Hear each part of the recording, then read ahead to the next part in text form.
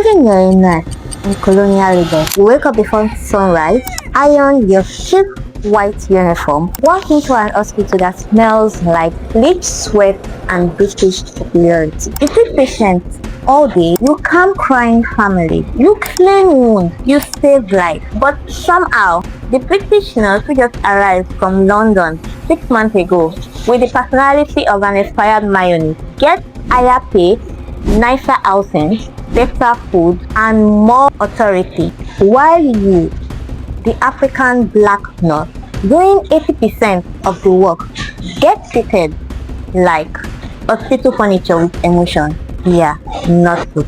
And in 1947, the nurses of Lagos finally snapped, because colonialism isn't just still land, it stole dignity in tiny doses. And the British made one catastrophic mistake. They forgot that hospitals cannot run on racism alone.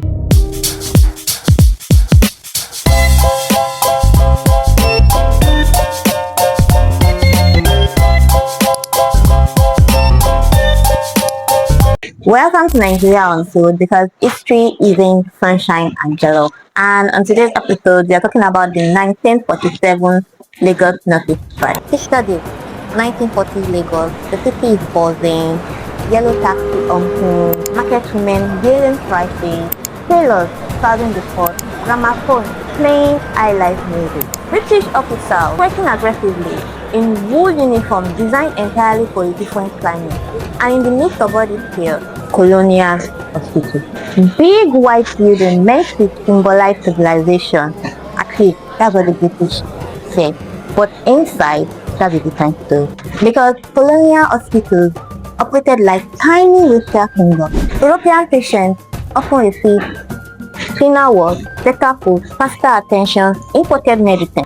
And you might be wondering, what about African patients? Well, let's just say equality was not exactly in the bloodstream, and the African nurses did so everything. Every dirty process, every unfair policy, and every moment European nurses behave like melanin causes professional incompetence. Colonial medicine at level. At the top, we have British doctors, British matrons, and colonial administrators.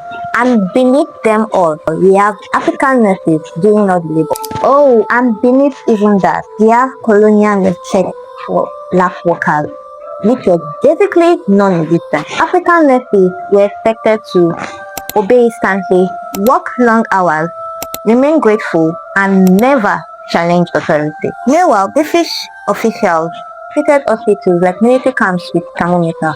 One wrong move, reprimand. One complaint, you are tagged ungrateful native. One request for fair treatment, suddenly everybody starts plotting their peers like, what do you mean you want human dignity? Now, here is where it starts bubbling. World War II just ended, and Britain was broke, stressed, and exhausted. And the empire was running on vibe and denial.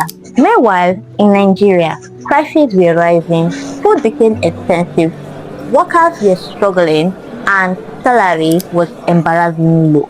Everybody was tired. Railway workers were angry, dock workers were angry, teachers were angry. At this point, colonial Lagos was basically a group chat of people filled with rage.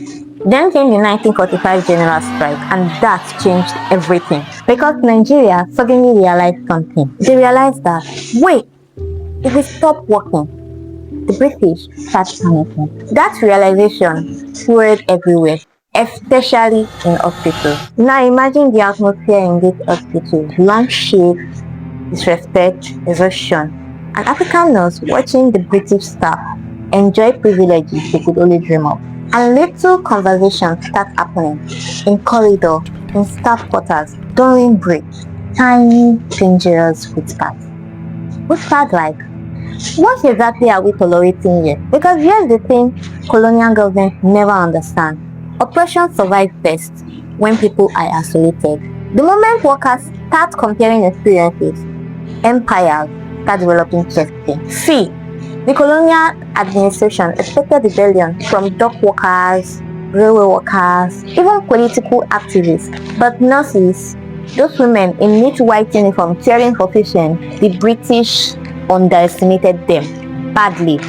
Huge mistake. Because nurses had something terrifying inside access. They saw racial discrimination, colonial hypocrisy, unequal treatment, and the fragility of the system every single day. And rich administrators were blocking their way with access and paperwork. Then finally, in 1947, the nurses went on strike, and the colonial hospital system started breathing like an asthmatic patient. Patients pile up, schedules collapse, administrators scramble. British officials who normally floated around issuing orders now had to face an horrifying fate. The entire system depended on African labor. The very people they look down on. Isn't that embarrassing? Because history always creates this contradiction. Colonizers claim Africans are inferior, but the second Africans stop working, the whole empire starts collapsing. Now imagine the scene.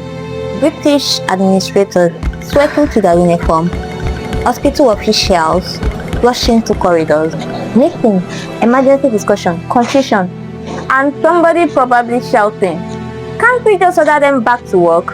And the nurses said respectfully, "No, you can't." And that is what made the strike powerful. It wasn't about violence, it was about disobedience. Quiet refusal, the kind colonial system ate most. See, this strike wasn't about wages, that's the surface levels.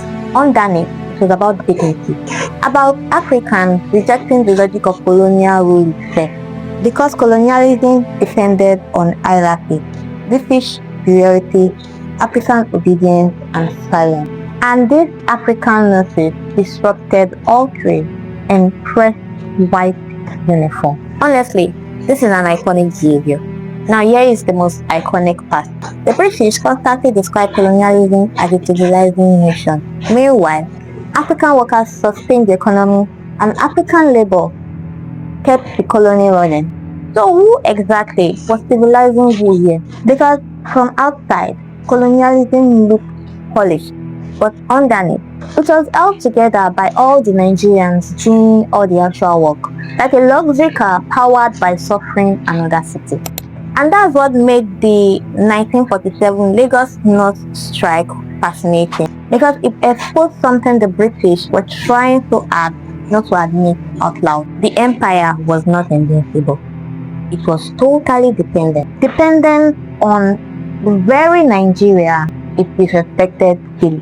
And once workers start realizing that power flows upward from them, colonial system starts crashing, slowly at first, then at once. Luckily, this resistance paved the way for pioneering black nurses like Koporola Abenika, who fought discriminatory colonial limits and went on to become the first black nurse in the UK's National Health Service, NHS, and later served as Nigerian first chief nursing officer. So next time somebody talks about anti-colonial resistance, remember, not all revolutionaries carried a weapon. Some carried thermometers. Thanks so much for hanging out with me on today's episode of Nigeria Untold, because history isn't always sunshine and pillow. And if you enjoyed today's episode, please like, comment, subscribe. I would like to know your thoughts. I'll see you next week for another dose of Nigeria Untold. Until then, stay safe, stay curious, and never forget.